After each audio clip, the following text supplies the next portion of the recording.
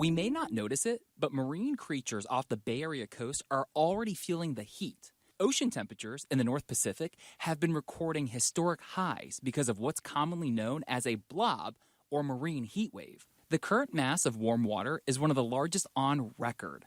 Hame Janke is a marine ecologist with the Point Blue Conservation Science. He routinely monitors long stretches of the ocean shelf off Northern California.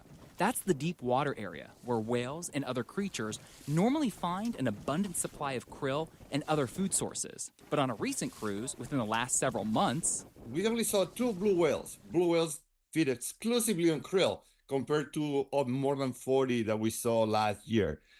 We only counted within the last 2 weeks or so, but between 50 and 60 humpback whales compared to 170 some humpback whales that we counted last year and the year before that.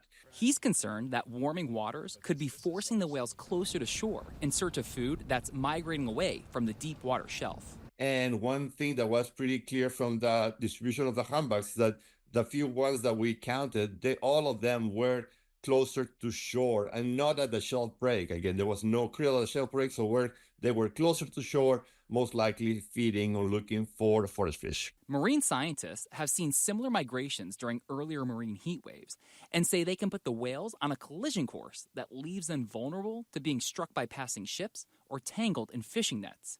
Kathy George is with the Marine Mammal Center in Sausalito, which treats injured marine animals. So it's definitely important to pay attention to the ocean conditions and temperatures to understand where the whales may be. And that could help us in being more proactive about our management efforts and finding ways to reduce the co-occurrence or the risk of co-occurrence between large whales and human activity. Previous marine heat waves have also touched off deadly chain events.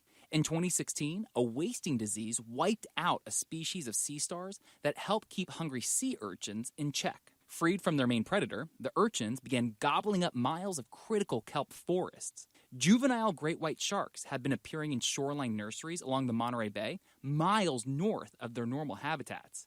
And George says other species face the same challenges. Absolutely. We're seeing bottlenose dolphins come further north. They used to be down in Southern California in the 80s, and as the ocean temperature has gradually increased, they are following the prey, following the warming temperatures, and they are off of our shores. The marine heat wave may also be influencing wetter weather and higher humidity on the shore.